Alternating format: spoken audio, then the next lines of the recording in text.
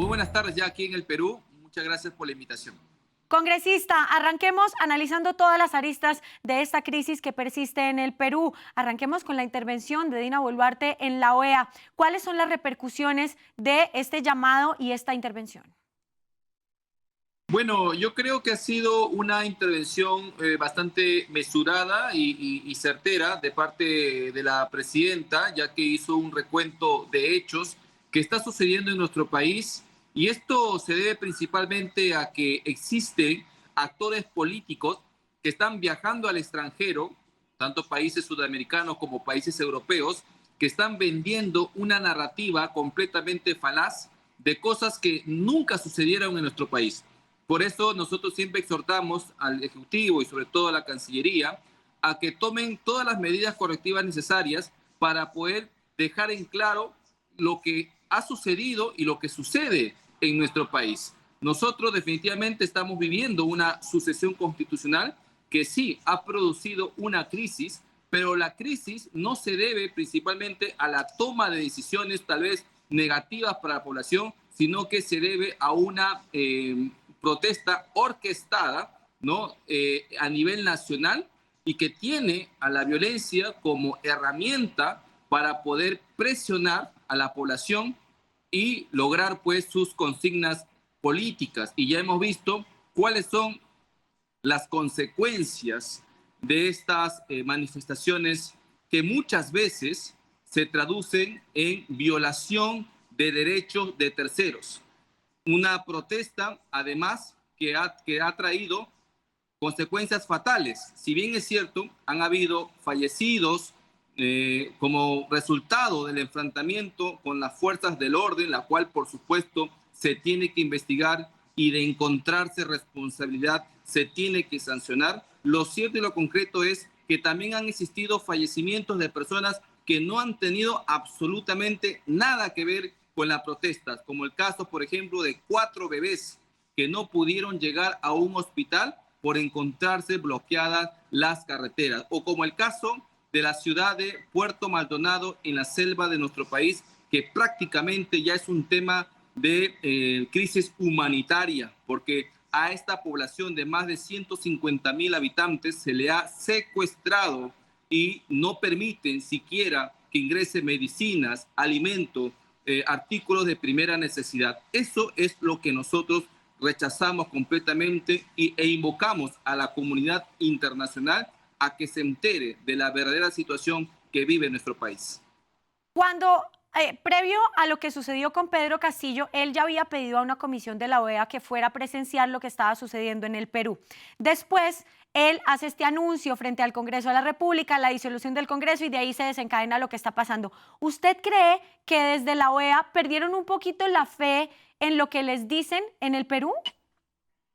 Mire, yo creo que lo que ha pasado con la OEA en la primera visita fue prácticamente la caída de una narrativa política que estaba encargándose el presidente Castillo de fortalecer a nivel internacional, que era justamente un Congreso o una oposición que no le dejaba trabajar y que estaba perpetrando contra él una conspiración, ¿no? Multigubernamental, porque estaba involucrado diversas instituciones, ¿no? Y que justamente se estaban moviendo con la única finalidad de poder derrocarlo. Sin embargo, cuando vino la OEA, se dio cuenta que nada de eso era cierto. El informe que ellos finalmente sacaron, o sus primeras conclusiones, fue de que cada institución estaba haciendo su trabajo y no halló por ningún lado una especie de conspiración contra el presidente Castillo, ¿no? Y Ujú. cuando se comenzaron a revelar más actos de corrupción, ese mismo día que el señor Castillo pretendió hacer un golpe de Estado, por la mañana, horas antes, un colaborador eficaz estaba revelando más datos de corrupción que lo involucraban directamente. Por esa razón es que a las 11 de la mañana promediar, él realizó este golpe de Estado, donde además de disolver el Congreso, mandó, ya se sabe por la propia confesión del comandante general de la policía peruana, que mandó a detener a la fiscal de la Nación y Sí. a impedir que los congresistas puedan ingresar al Parlamento. Gracias a Dios, nuestras Fuerzas Armadas, en razón a su principal misión, que es defender la Constitución y el orden establecido, no hicieron caso a esas consignas golpistas. Ahora, congresista, antes de avanzar con el tema del adelanto de las elecciones, que me parece importante explicar cómo va ese proceso, ¿cómo está en este momento la relación entre el Congreso y el gobierno de Boluarte? Las relaciones son, digamos, no podría decir cercanas, porque definitivamente hay un sector de la izquierda que justamente la llevó a ella el poder, la que prácticamente está queriendo sabotear su gobierno, y es esa izquierda que estuvo aliada al presidente Castillo, es esa izquierda que tenía cuotas de poder en los diversos ministerios, la que hoy prácticamente ha perdido todo tipo de poder y que hoy está haciendo una labor obstruccionista en el Congreso. Y hay otra facción, la oposición, ¿no?, que de una u otra manera le está dando gobernabilidad a la presidenta Boluarte para que continúe con este gobierno de transición hasta realizarse las elecciones generales, que precisamente el Congreso ya se encuentra, ¿no?, en medio de su segunda aprobación. Precisamente en razón a ello es que la Comisión de Constitución del Congreso aprobó un dictamen para poder adelantar la legislatura que debió haber empezado en marzo, pero dada la coyuntura en nuestro país, es necesario adelantarla para que de una vez se vote en segunda votación esta reforma constitucional, porque justamente al tratarse de una reforma constitucional necesita dos votaciones. Por esa razón, atendiendo también a ese clamor ciudadano, es que estamos adelantando la legislatura para de una vez votar esta segunda votación. Ok, en el Congreso está sucediendo en este momento algo con relación a la figura de Evo Morales. ¿Nos puede explicar qué está pasando allí? Sí, en el Congreso en estos momentos se está debatiendo una moción para poder, primero, rechazar las declaraciones que buscan, pues, intervenir en la política nacional de nuestro país del señor Evo Morales, y como segundo punto, declararlo persona no grata.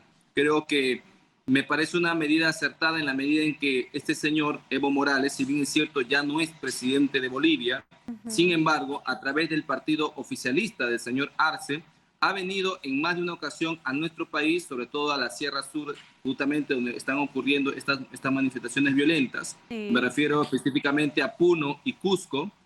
Ha venido de una otra manera a exacerbar y a polarizar a los peruanos, y ha venido también con una agenda específica, la famosa RUNASUR. Entonces, nosotros como peruanos no podemos permitir que un extranjero empiece a dividir y confrontar a los mismos peruanos, porque hoy lo que está pasando en nuestro país es el enfrentamiento de peruano con peruano, y eso no lo podemos permitir. Entonces, para poder de una u otra manera solucionar esta crisis, esta violencia, que cese de una vez esta violencia, debemos empezar también por identificar a aquellas personas que justamente tienen un papel de simplemente azuzar a la población. Yo creo que esto es parte de las soluciones que como país debemos adoptar. Declarar personas no gratas a aquellos que lo único que buscan es polarizar más a los peruanos. Congresista, ¿han tenido alguna información de que hayan ingresado bolivianos y se hayan integrado a este tema de las marchas en Puno, o solamente hay registros de que sea gente desde el Perú? Porque había algunas versiones que apuntaban hacia la teoría de que Evo Morales también estaba mandando gente desde su país a cruzar la frontera, integrarse a estas manifestaciones.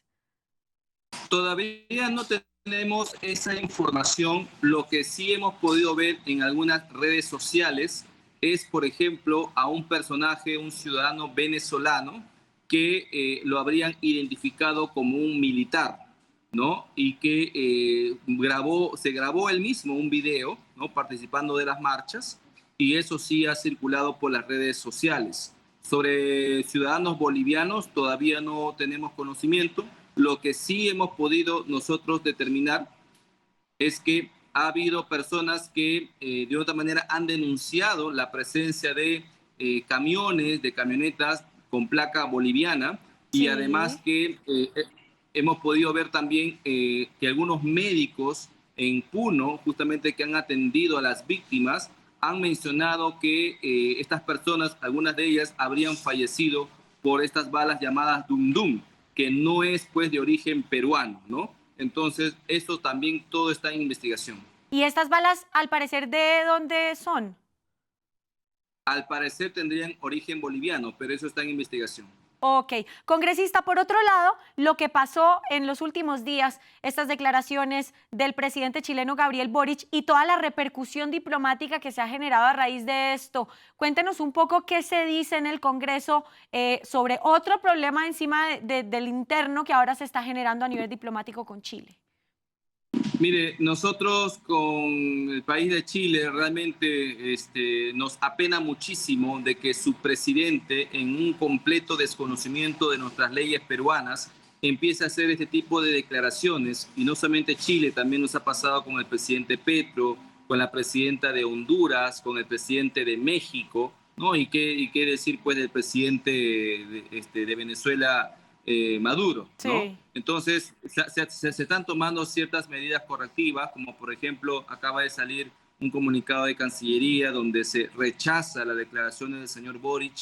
Se ha tomado también la decisión de retirar al embajador de Honduras, ¿no? Sí, Por sí. justamente estas declaraciones completamente irrisorias y delirantes, creo yo, de la presidenta hondureña, dado que ha manifestado ante la CELAC de que más bien se le había hecho el golpe de Estado al señor Castillo y que debería ser repuesto en el poder. Es decir, completamente una declaración bastante, digamos, que confronta a todos los peruanos, porque eso es lo que manifiesta no ha ocurrido en ningún momento en nuestro país. Entonces, creo que la Cancillería más bien tendría que actuar de manera mucho más rápida y firme frente a estas declaraciones. Y, sin embargo, el día de hoy en el Congreso de la República, por iniciativa de la bancada de izquierda, se acaba de aprobar una interpelación contra la canciller, es decir, que la próxima semana estaría viniendo la canciller aquí al Congreso de la República. Y yo creo que finalmente también va a ser una oportunidad para ella de poder revelar todos estos actos injerencistas que están ocurriendo contra nuestra política peruana.